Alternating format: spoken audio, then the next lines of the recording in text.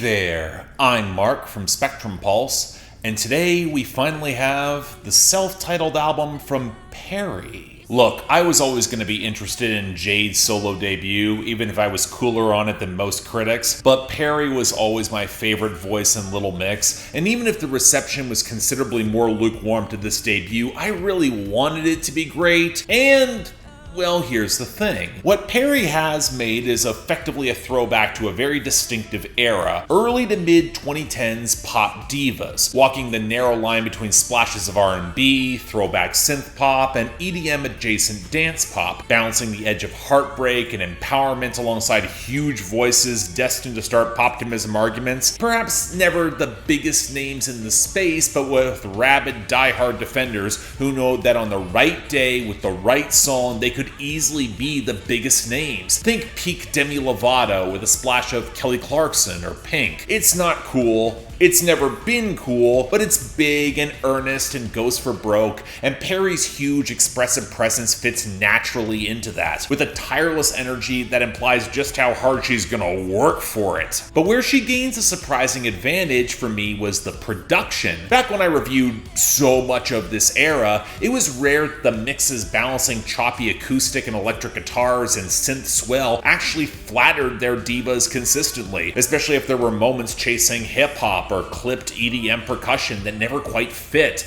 or trying to swipe pieces of Lord's market share. That inconsistency is the reason that Demi Lovato's got more great songs than passable albums. It was the biggest underlying problem of a lot of pop divas, even some of the A-list, especially when the producers forgot how to produce for big voices for most of that decade. So Perrie's sound feels like a realization of some of that potential, especially in keeping the drums and bass prominent but looser, mixed to place the star at the forefront but also support her momentum. The front half of this album is astonishingly strong. From the Ed Sheeran assisted opener, Forget About Us, he also contributes to the excellent Pushing Up Daisies, they're both better songs than anything he put on Play, all the way down to Cute Aggression, with some major driving pattern and If He Wanted To He Would and Sand Dancer, and a very good John Bellion assist on Rocket Scientist, and with later highlights like Absofuckinglutely and the truly great piano ballad Same Place, Different View, notable because some of the softer ballads don't quite have as much balanced flavor as the bigger swings on the album. I am convinced that if this project was trimmed down to the very best and probably from an overlong 50 minutes, it could have been end to end some of the best pop music of 2025.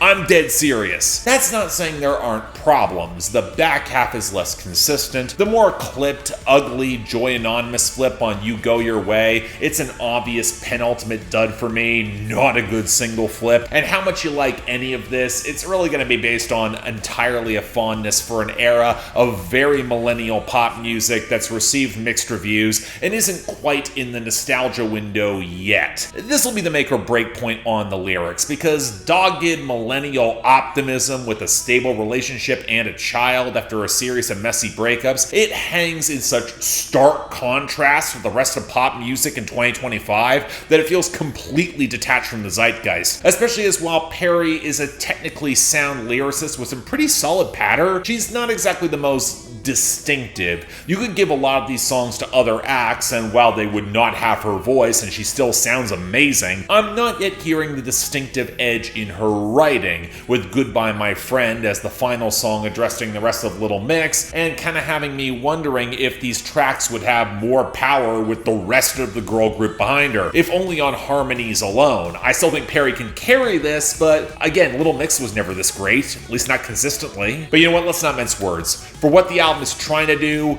it's legit great. If this album had dropped in 2015, it would have been emblematic of that era, and while it feels completely out of step nowadays, it's a shining example of how to have done this right. If you miss any of that time and you want to hear a brilliant snapshot, yeah, I'm a little late to it, but it's an easy recommendation. Check it out. So yeah, thanks a lot for watching. If you want to see more, please be sure to like, share, drop comments, subscribe. I know some folks are going to be so surprised that I'm so high on this. Legitimately, this was a truly terrific pop album, but I also know it's the sort of pop album that I'm going to be way higher on in comparison with a lot of what Gen Z's been into right now, with that certain coating of irony that's aping the 2000s. I feel like whatever, I can recognize this is in a nostalgia window for me, and it's not one that's going to be explored for some time.